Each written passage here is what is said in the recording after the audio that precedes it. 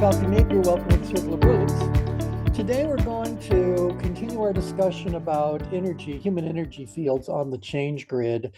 And if it doesn't fill the whole time, I do have another subject that I wanted to talk about based on a request of someone. So to make sure they know I'm paying attention to where they find their attention. They said, we've talked a lot about what happens at the exact center of the change grid. And we've talked a lot about what happens inside of the green circle. And we've talked a lot about danger zones. Well, when we talk about this area between the green circle and the red circle, we just have always said that's where life is lived. And so the question came up, what are the patterns in life living activities, if you would, as we start to go around the, what would you call it, the circumference, the circle of that's created there. So how is life lived differently down here than in here? Or are there different life issues that are best handled or are more likely to occur here, here, here, here, or whatever? So I think that might be a very interesting discussion to have. And then someone else amongst you asked if I had ever taken the final slides from all of the discussions that we've had and put them together in a single show so that people can kind of appreciate that your participation in the Circle of Brilliance over the course of the past, 2-3 years now, it is resulting in a body of work. And I want to make sure you guys are able to kind of see and celebrate that you participated in that body of work and how it actually expanded the body of work we already had going into what at the time was the pandemic. So anyway, we got a lot of things to talk about. But when we last we're chatting about these human energy fields. I think it was Kathy who brought up the thresholds, and we were talking about the thresholds, and she brought up a really interesting question. So let me just start by throwing out some of the review points from those last few minutes of the last conversation that we had. So the question became, where on the change grid are the thresholds of activations and the threshold of delegation more likely to be along the heart line? So we'd always said that dysfunction expresses itself by interfering with decisions being made and actions being taken, or decisions to be made and delegations to occur. That the more dysfunctional we become, the less likely we are to take action in an ideal circumstance. We'll wait for things to get worse, worse, worse. And similarly, we don't delegate until we get so exhausted by something we finally let go. So these are things that we've certainly talked about before, but then I think it was Kathy who posed the kind of question, well, how does energy influence thresholds? And then at the very end of our last discussion, Kathy proposed that the reason why the threshold of delegation or an activation can end up being reversed is because the person is in the outgrid danger zone. They've gone beyond that spot of the driven driver energy that would serve people well. And by the way, just to be really clear, 1010 would be most accurately described in the work that all of us have done together by the amiable driven driver. That amiable element, although it's in the tertiary position, is still quite powerful because it means that this person has not forgotten that there are other people involved and that there is a reason to be inclusive of whatever their concerns are, their role may be, their contributions may be. That without that amiable element there, if we'd shifted out even just this 1 point to 1111, now they would have been a driven driver. And if we had gone even further out grid, we've never had a word for that, but that's the extremely driven driver. So that's the whole point. So this is a sweet spot to be if you are trying to accomplish certain things, trying to get things done, trying to reach a goal, trying to whatever. If you want to do that most effectively, you should be at 1010. So let me stop there and just throw it to you guys as a question. Do you agree with what I've just said? Do you kind of feel that what Kathy had proposed has a certain resonance within it to what we observe, what we experience? What do you think about what I've just said as far as setting the stage maybe anyone, anything? All right then. As you wish. So, oh, hi, Tia. So you joined the call. Hi there. Um, so, pardon me. I think what Yeah, I said to you was that I thought they literally crossed, right. you know, And in so, reversed. Yeah, yeah. yeah, And yeah. so that would mean that we have to wait for tension to get higher and higher and higher before or we delegate prematurely. That would really be what happened, because I don't think the person that's in the outgrid danger zone would actually be waiting for something to happen, because I think there becomes this very aggressive driving the bus sort of quality that I don't think they lose. But because they become so perhaps relentless, what's the best word to say it? Laser focused, but I don't want that to sound positive. They become so fixated maybe on something that they may delegate something too soon, or they may delay taking action too late. Even those things may reverse. I would wonder if the degree of reversal would still stay within the danger zone, or what might happen, if wow, if we really delegate way, way, way, way, way too soon, which would be the case of as the threshold of delegation had increasing levels of tension with it, or getting what is it, lower, slower, more and more relaxed before we finally do so. That part doesn't feel right. But if we keep it inside of the danger zone, it does have a certain rightness that I feel. Tim, you've unmuted. What would you like to add? Yeah, it just causes me to wonder how might motive be a factor in that influence.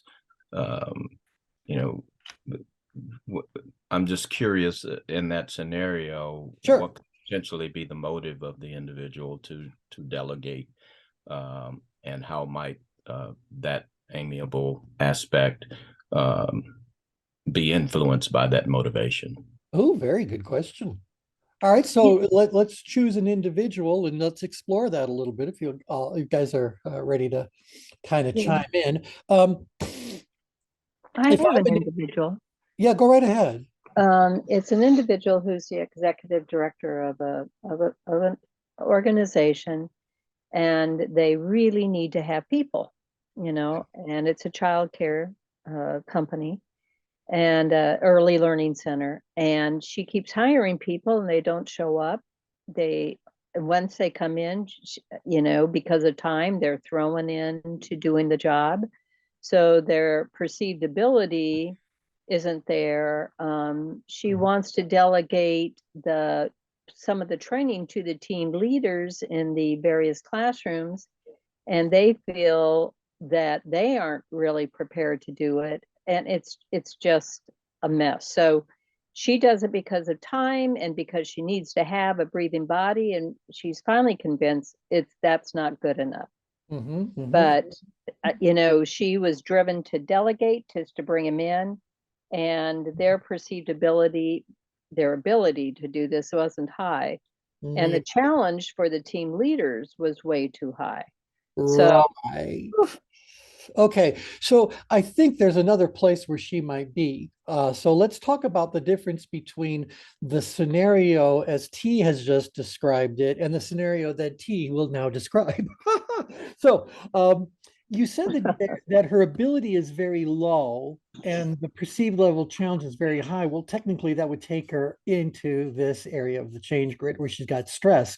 Now, someone who's up in stress is looking for a life ring. And so if I said to you, does she hire anybody and everybody because she's just trying to get a life ring thrown her way? Does that um, describe kind of like her, as opposed to the person who's very far in the outgrade danger zone, who simply is so focused on getting an outcome that they can't be bothered with really vetting people, so they just hire whoever's handy? well, it's kind of hiring who's ever handy because she can't get people, and it's all over the country for that industry. Sure, sure.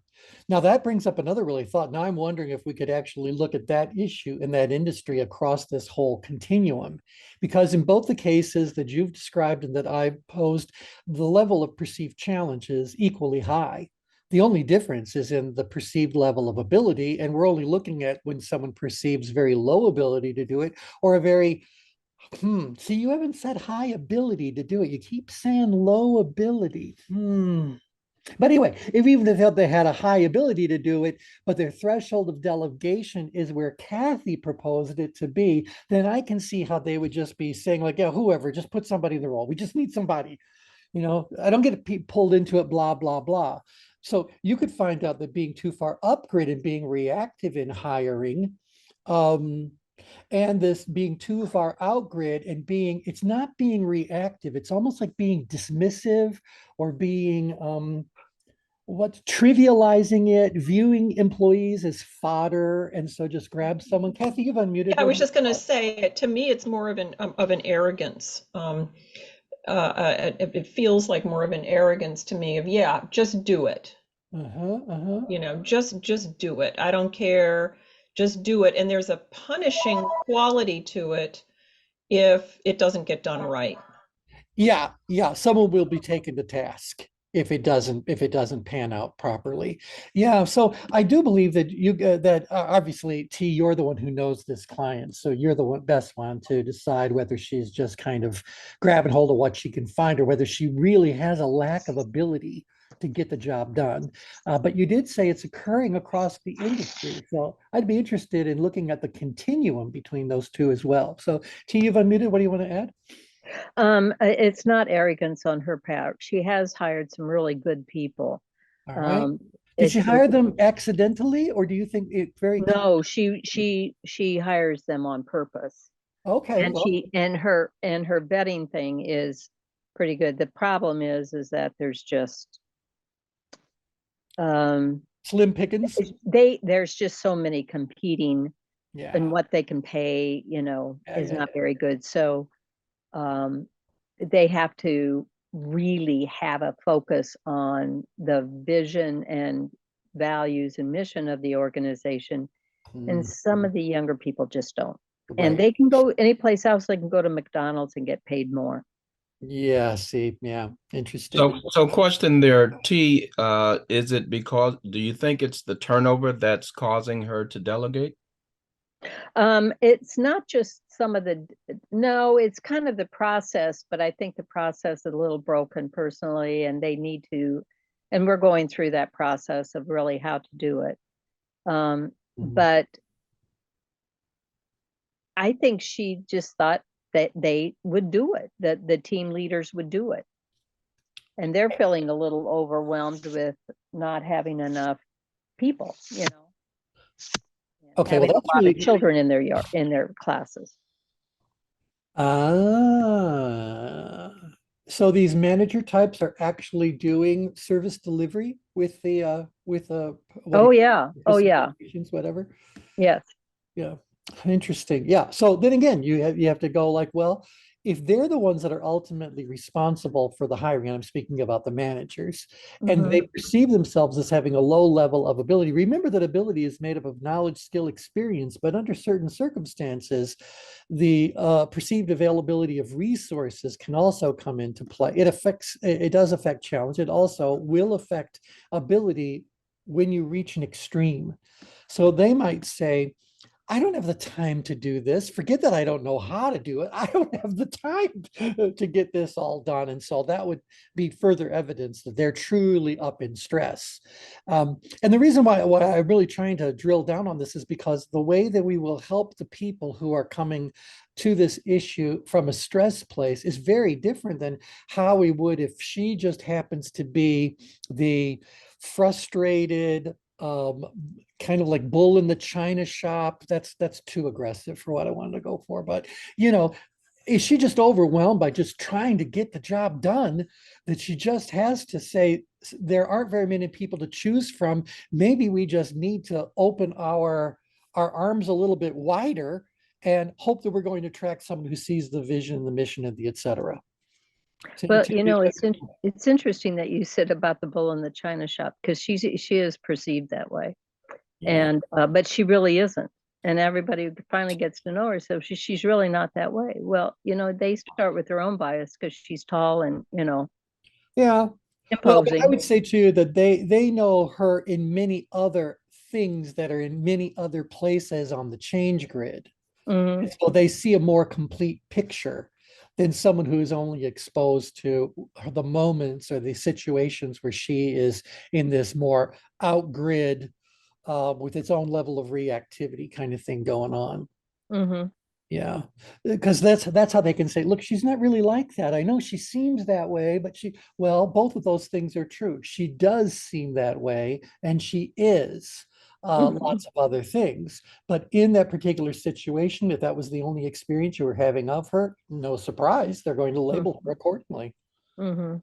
And now, one other little thing I'd like to throw out to all of you, and I'm okay with things getting more to the advanced level where we hadn't really planned to ever sell the content to a client because it's just too much for the work that we tend to actually go out there and peddle. But I want you to realize that this complete change grid occurs at in very microscopic levels and very macroscopic levels. What I mean by that is that we can say, look, we know overall she tends to be this driver personality type.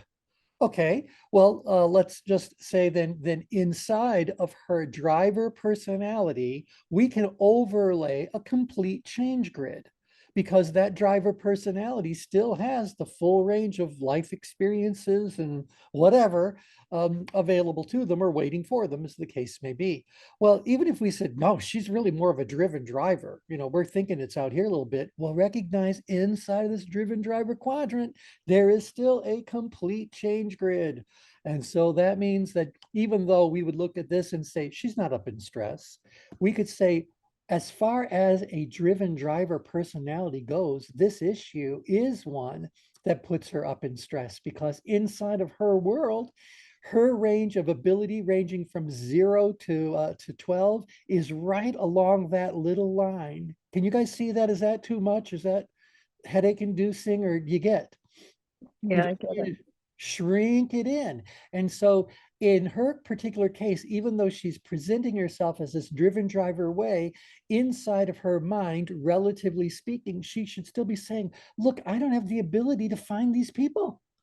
This is a Mhm. really difficult thing. I don't have the resources. I don't have Mhm. the whatever, but it's Mhm. not coming from this grand picture or base place of the change grid. It really is being, what's the word you would say? Scaled, I guess, to Mhm. overlay on her or on whoever. Yeah. Yeah, All right. Was that that makes sense. helpful or confusing? No, I mean, T, what I'm hearing from you, and this makes sense, is that a driven driver can still experience stress. Sure. And so, a driven driver experience stress, and that's what's, to Tim's question, that's what's motivating her is stress at that point, rather than the driven driver who is basically saying, I'm gonna get this done no matter what. And it's more of a willfulness as opposed to a stress. Right. As a She's not reacting. She's just barreling through. As that second scenario there you just painted. She just wants to get it done. Yeah. So then, Kathy, are you thinking that as far as this particular scenario is concerned, we may be looking at the relative stress that she's feeling about that? Okay, which goes back to this thing like, well, then is that really the threshold of delegation? Or is that the threshold of activation, just dismissing something? I've already answered my question, but go in my own head. But go, what do you guys think? Are we really seeing that? Boris, you've unmuted. What would you like to throw in? Well, maybe this is a little off the side, but I'm getting a sense that there's stress at every corner, every extreme, outgrid, ingrid, regardless. I think it's a different kind of stress. The ingrid and downgrid to me is more of an internal stress versus the outgrid and upgrid is more of an external focused stress. And I think to the degree, the further you go outgrid, the more obviously you have a limited capacity to manage the stress. So as you go beyond 1010, you've lost the capacity to make rational and prudent decisions. The stress overtakes you, and you now are out of control in essence. And I think that can exist in each extreme. It can also exist in the in-grids environment. It's just a different stress. It's a stress that's internal to you, and you've lost the capacity or the will to deal with it. Interesting. Yeah, I can certainly see that. Obviously, it's very easy to see in the outgrid danger zone. You said the downgrid, there would be more of an internally focused stress. Yeah, I kind of get the sense that the downgrid zone and the ingrid zone are similar. Yeah. Because it's an internal struggle that you're facing. Versus the other two are more an externally focused as a source of the stress. Right, that would make sense. These tend to be issue. We talk about the change either is going to occur because something outside of you is driving it. So we certainly know that's going to be true for upgrid. It's something external going on. When it comes to outgrid, there is still something external, but I think the difference between externally driven things outgrid is that they're trying to make the external change as opposed to change to address the external, which is upgrid. Because it's again, it's that driver thing. This driver could just take their foot off the accelerator anytime they really want, but they don't. You know, if they're this far outgrid, they're just going to go faster and harder until they make that breakthrough. So it's almost, I think they're the ones that are manipulating the outside. I'd like to say influencing, but I think they're too far outgrid for a gentle, warm, heartfelt influence. Kathy, go right ahead. Yeah, no, I was going to say I hear that, but what I was going to say is when you're in the, think that when you're in the outgrid danger zone, you are driving it internally. You are the one. Yeah. You Well, know. yeah, and that's where we said, you know, change only occurs under two circumstances. External things drive upgrade changes, and internal things drive outgrade things. That's why I wanted to kind of say, like, I believe that this person has such an internal drive. That's the motivation that Tim was making point of. But it's a motivation to change the world, or change their world at the very least. You know, they're the ones that are driving it. They're the creators of the chaos. They're the ones that are moving from order to chaos or whatever. You know, they're the ones that are making that happen. It's almost like this is the very tip of a piercing rocket of changes going on. So yes, it could be very positive, but it could also be very, very negative, very explosive, very aggressive.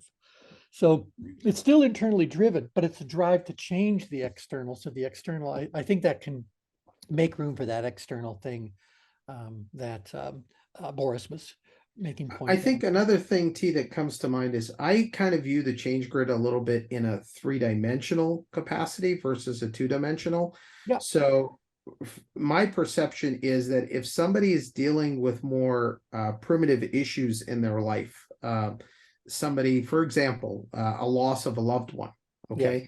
The likelihood that they're going to be drawn into any of these danger zones is much, much more prevalent, right?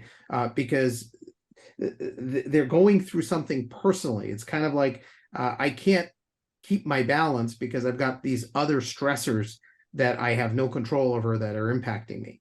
And I think that there is something to that with this conversation. Yeah, I think you're right. What shape did you make it when you turned it into 3 dimensions? In my mind, it's kind of like Maslow's hierarchy of needs. It's that what do they call it? Like a pyramid? It's like a cone, or do you want it to be a 4-sided pyramid? No, like a pyramid with the purple at the very center tip as the top. Yeah. Yep. And the 4 corners as the base, as the foundation. Yeah. So this is a top-down view as opposed to a side view. Yeah. Yep. Okay, good. Always curious to know what shape people take, because we do spend a good deal of time talking about the change grid as being a 3-dimensional cube. There's only one time I ever talked about it being spherical. And that's when we want to talk about the danger zones being physically adjacent to one another. So we talk about that. we've talked about it being a cone when it comes to spiral dynamics. And I think one of the other circumplex kinds of models we talked about, and I think we also talked about it for the human, let's say, adult education model about conscious competence, et cetera, blah, blah. But I like this idea that maybe we're looking at a triangle, or rather a pyramid that has flat sides. That would mean that we could look at each one of these sides that are defined by two of the powerless points and the power point and say, what is happening in this little wedgie? And as I go from being more primal, which would be towards the bottom of the pyramid, and I elevate myself to the center, this has merit. This is very interesting, Boris.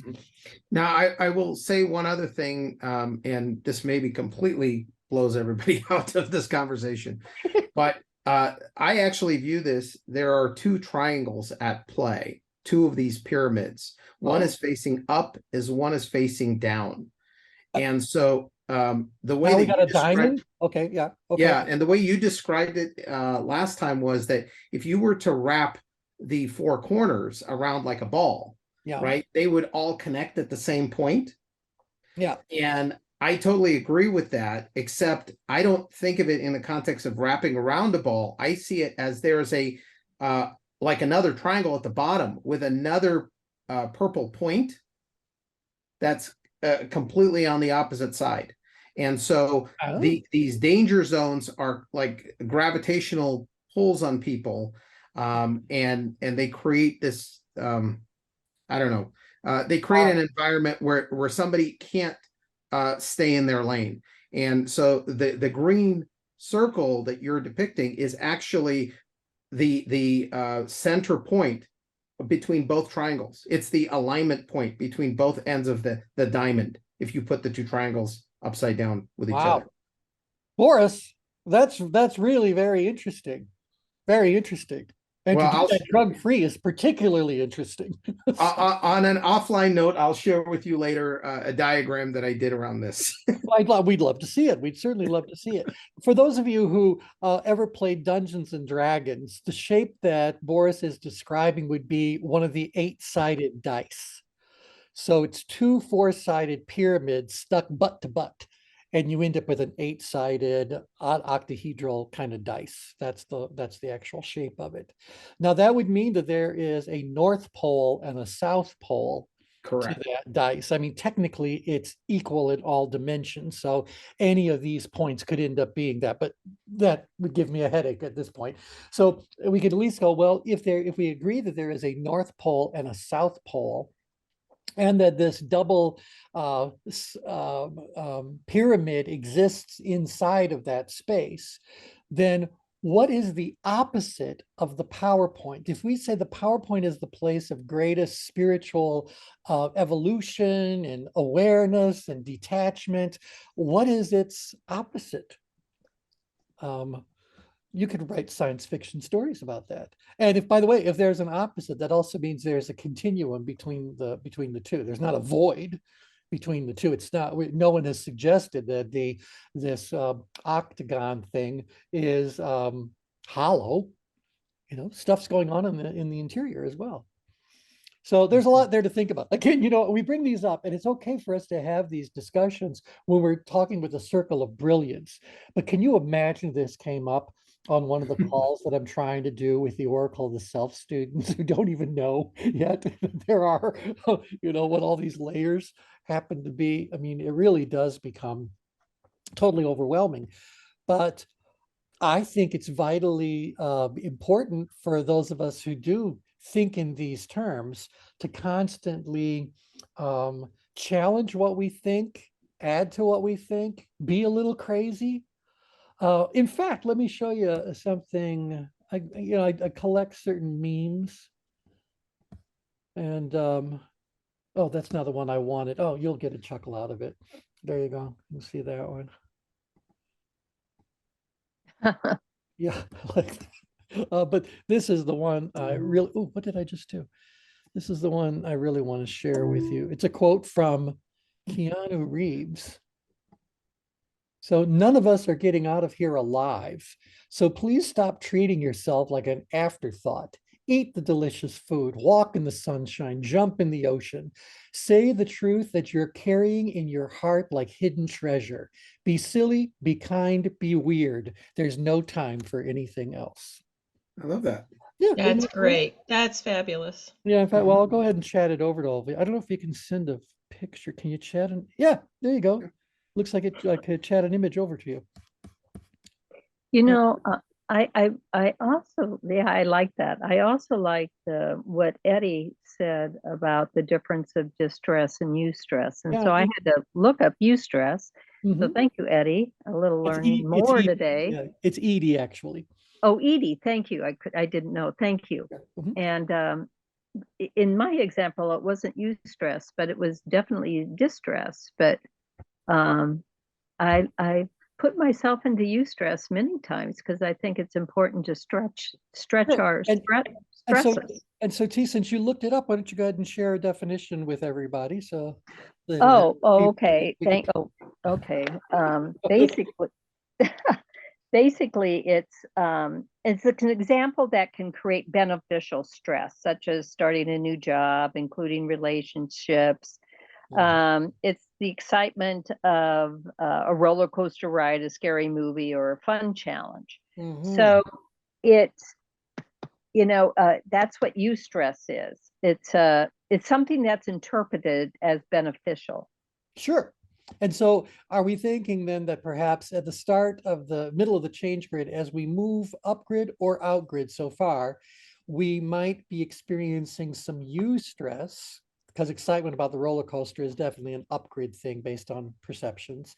And going out there and accomplishing something is more of a driver kind of an energy, more of an outgrid thing because of the perceptions that are going on there. So are we then thinking that once you cross over to the danger zone, this eustress can give way to distress very quickly?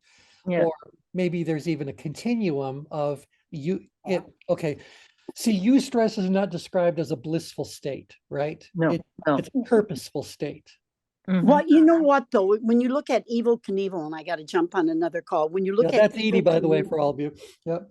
yeah, ahead, Edie. when you look at Evil Knievel or the Wallendas, I mean, when he was crossing over the volcano or the Grand Canyon, Nick Wallenda, Mhm. he said it was pure bliss. Now that would be stressful for most of us type, rope walking, Yeah. but it was eustress. It was a peaceful, purposeful, but pleasurable.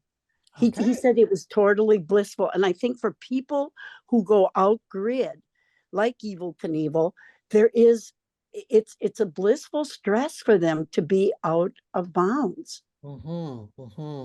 That's really interesting because what you've just described, Edie, would be that eustress has as its starting point, it's one extreme of the continuum would be the center of the change grid, and Right. and the powerless point, that's definitely stress or distress in their languaging of it. That would again give rise to the thought of a continuum between eustress and distress. Mm-hmm. That would certainly map easily both upgrid and outgrid. Yeah. I can see why they stopped calling it eustress. That's got to really confuse the layperson at the very least, Okay. Well, that was a very interesting little journey we've just gone on. But to get back to where we started, this whole idea about there being thresholds. So do we agree that being at the perfect location for a particular activity to be exceptionally well performed does not guarantee action actually being taken? Do we agree with that? Yes. Yeah, because we got lots of people that are dysfunctional. And that's the whole thing. If we were fully functional, well, of course, if we're at the place on the change grid that is ideally suited for an activity to be performed and performed well, it would happen. Well, something interferes with that. And whatever that interference happens to be, which is a discussion in and of itself, it's moving these thresholds away from the best place for something to happen. And so the question that was posed was, as someone moves more out grid, don't go in the danger zone, but as someone moves more out grid, as they become more motivated, as they become more, all those other words you know here, do the thresholds naturally rejoin them there? Does someone at 1010 suffer from dysfunction in terms of taking action? What do you guys think about that? You got someone in a very challenging situation with a very high level ability to handle it, still has that amiable element going on. Do you think that one could predict that they are more likely to take these threshold actions more early than later? Thoughts about that? Are they related or unrelated? Can you repeat that, T? Yeah, I guess I'm looking for, is there a cause and effect relationship between proximity to 1010 and the thresholds being along the heart line? Does someone who's at this 1010 place, are they more or less likely to take immediate action, to do, or to delegate? Or are they equally susceptible? Again, they're at 1010. Are they equally susceptible to the dysfunction that moves these thresholds even further away? Thoughts about that? I think it's a possibility of both. It depends upon what they're thinking at the time and who they're looking at. Mm-hmm. You know, I'm thinking of even myself at times that I want to delegate it, but the timing may not be quite right. So I may participate with somebody to get it over to them to be delegated. I'll do something Uh-huh. to move it along, Right. but to But get those it to be words, delegated. right, but those actual words, do something, imply that a threshold has been touched because they do something. And if they're doing something, generally we would say that's a little bit more of an activation than a delegation, because I think the act of searching for someone to delegate to is a little bit more of an upgrade sort. And you can see how tiny little squiggle I'm making here. So I think it's a little bit more of an upgrade thing than a downgrade thing. But the moment they find that person, why do I think they're going to say, welcome aboard, here's your desk, have at it, you know?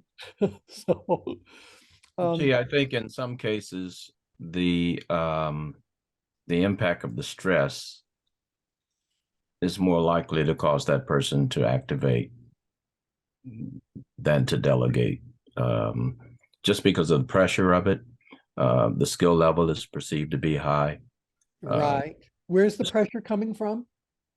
I think the pressure is, as mentioned, I'm not sure if it was T, but someone mentioned how it comes internal. I know Boris was talking about the internal and See, 'cause external. right, that's the thing that I'm thinking about, because if the pressure is coming from something outside that might be interfering with them, I kind of feel like now we're back to looking at the whole change grid as opposed to just its little isolated location. And again, that's fine, because inside of this somewhat isolated location is an entire change grid of its own.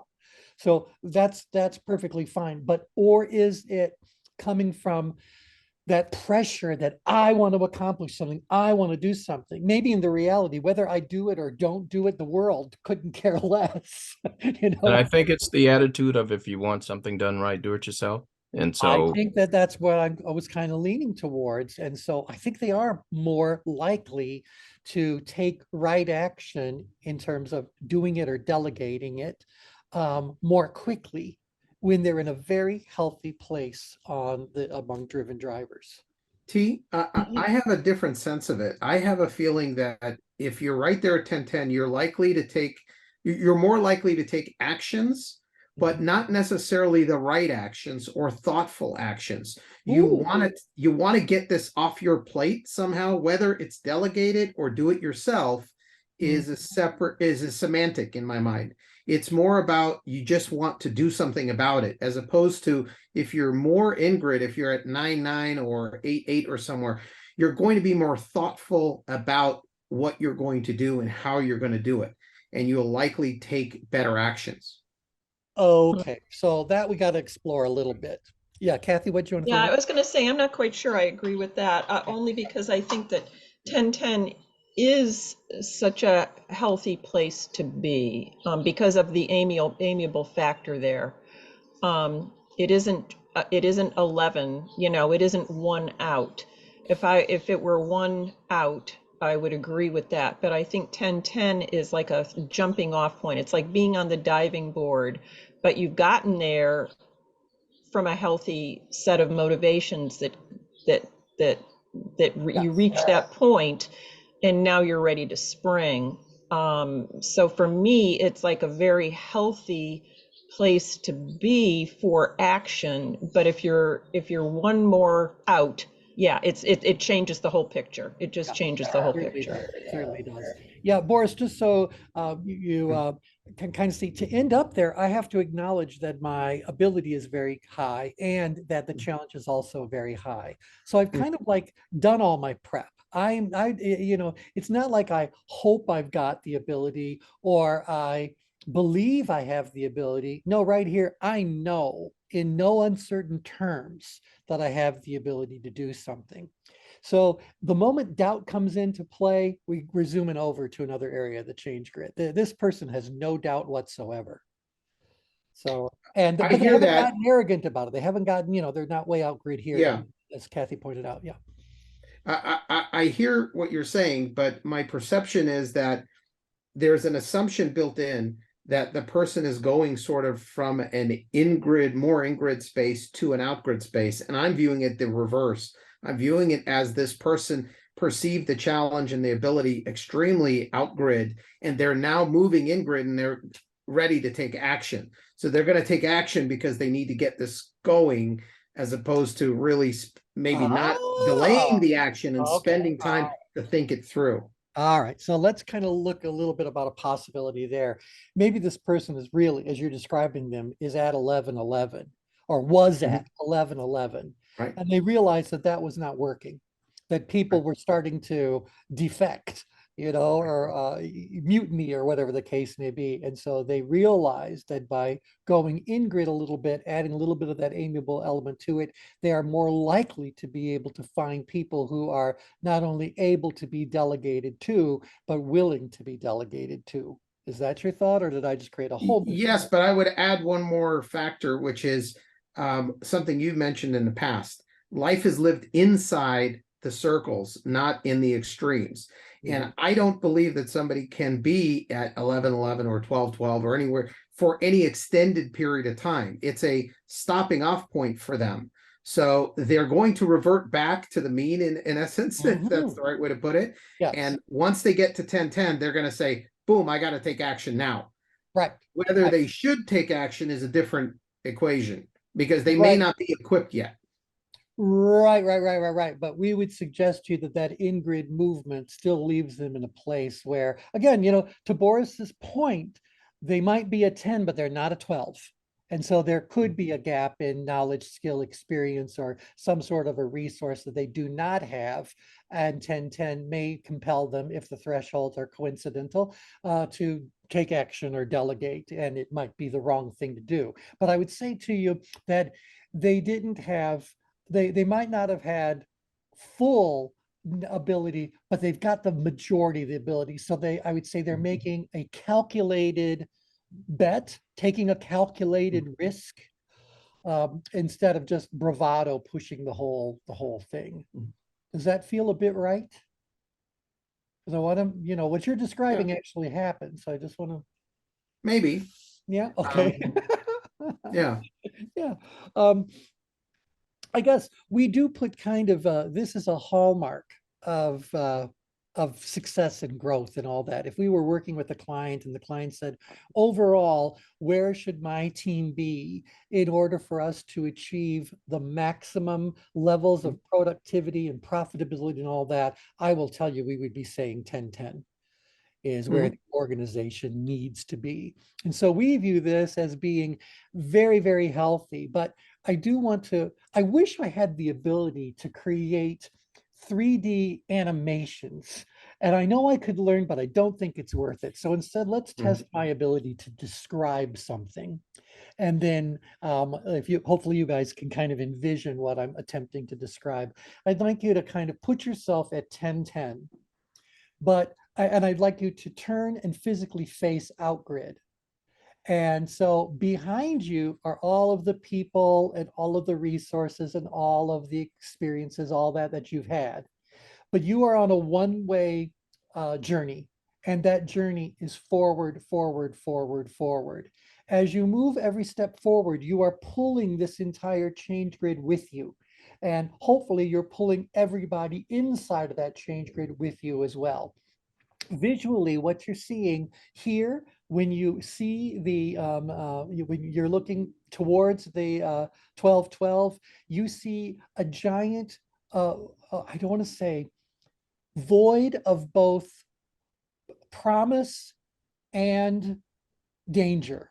How do I describe this? This is the unknown. This is where you're walking into. You're taking this risk. You're stepping into a place where you know you will be tested. You know what I'm saying? As you go from here out grid, you know that out here, some sort of a battle, a learning, a conflict, an accomplishment, something is going to occur. And so I think that this individual is sitting at a very precarious spot, that one moment they could be very much caring for their fold, caring for all these people, this whole organization behind them, but then perhaps inadvertently, accidentally step into the abyss, and then things fall apart. Or maybe they move too far. You guys understand what I'm attempting to describe here? Or did I just kind of like create a whole lot of nothing? No, it reminds me a little bit of people who say we have to take the hill. Yeah. So they're bringing everybody else along. They're the leader who have to go into all that danger zone and look as though they have the confidence and the belief that they're doing all the right stuff. Yeah. And And it's really darn scary. And they're kind of thinking, can I do it? Can I do it? Can I do it? that's right. That's right. Yeah. Again, and going back to Boris, we do view that person as being also the hallmark representative of what leadership really looks and feels like. This is leadership in action. And so the leader knows, although does not often disclose, that there is an element of fear that they hold, because they know what they don't necessarily know what they're going to be up against, or perhaps they do, and they believe they're able to handle it, but there could still be a question mark, an element of doubt. And so this is, what's it? Heavy lays the head of the what? Do you guys remember that? Whatever quote I'm trying to remember. Heavy is the head of the king or something or another. Well, they have to look like to all these followers that they are fearless. They know exactly where they're going. They believe in themselves and everyone around them. And let's go forward then. Let's march, march, march. Let's move our It change. reminds me of the song that Julie Andrews sings in Sound of Music called I Got Confidence. And she's trying to convince herself, and she knows she has the confidence, but as she gets to the big mansion, she slows down her voice, she slows down the words, and she takes a deep breath and, Yeah. And she realizes that this is the place to be yeah. for the great outcome to occur. Remember, if this leader, how do I put this? How many of you have ever had a client who in the early stages of their career was an exceptional leader, and then over time, due to whatever, they become a little bit more of this danger zone, controlling sort of person? They turn to the dark side, and now they become this relentless, greedy, pushy, arrogant kind of person. Have you ever seen a leader in an organization fall to the dark side? Yeah. Yeah, that's, I think, what's really happening. Yeah. Go ahead, Boris, or T, or Kathy, either one. And so where are they so when that person goes to the dark side, where are they? Yeah, so we're going to say for a good long while, they were out here as that perfect leader, doing great, great things in great, great ways. And then they started to believe their own PR. They Oh, okay. started to kind of, frame themselves. Narcissism starts to creep into it if it wasn't already there. They start to build themselves up. They start to think like they did it all by themselves. And so this person who has this track record may very well lose sight of what actually brought them the success they've had and become increasingly convinced that all their success is about them.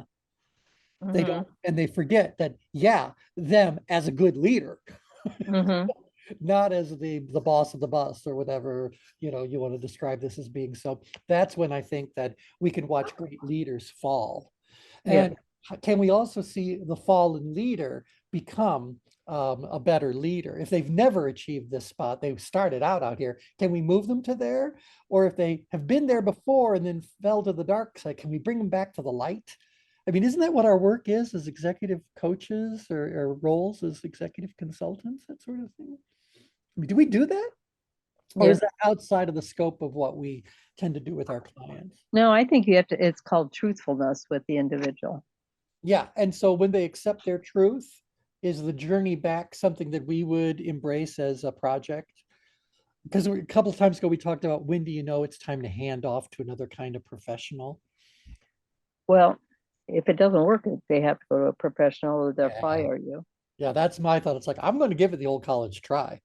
You know, because obviously the reason why I was brought in is because they've asked me to fix this situation, right? They might not have asked, but the board of directors might have asked, or, you know, someone else who had the power to hire us might have asked, go like, this person's going to tell you that everybody else is the problem. Everything else is the problem, but we're telling you they're the problem. And so please, please, please fix them. So how many of you have had projects like that you've been pulled in for? And Boris, I'm curious, again, you could tell everyone briefly what it is that your organization actually focuses on, but it does really focus on the C-suite. So tell us about that, Boris. Yeah, I mean, for the most part, we work with CEOs of what we'll call small to medium-sized companies. They're mature CEOs. They've been in their role for a long time. Generally, it's a private company that they have a controlling interest in. And we work primarily with the CEO and some of their leadership teams. We don't work with more of the rank and file folks for the most part. And it's all around strategic execution and cultural development and their business strategy as it relates to their purpose and their business model that they're trying to develop. Where does the people part come in? Well, the people part is key because I have a philosophy that all organizations are built in 3 layers. So there's what we call the tactical layer, the base of any organization, and it's how they operate. There's the strategic layer in between, that is where all the creativity happens and the vision for the future. And then the cultural layer is the top layer. So most companies, I think, never get to really having the cultural layer purpose driven. It's just they develop some kind of a culture and it operates on its own, not on purpose, I guess. And so culture and tactics need to be fixed, but the strategy is the flexible piece. And people are not fixed. People are chaotic. They're unpredictable. There's a lot of factors involved with people. So for me, the people aspect is the most important part, because if you're going to, all issues in my view in a company revolve around cash flow, people, and risk. And risk and cash flow are 2 components that I can pretty much manage easily, but you can't manage people. You have to lead people, and it's a whole different dynamic.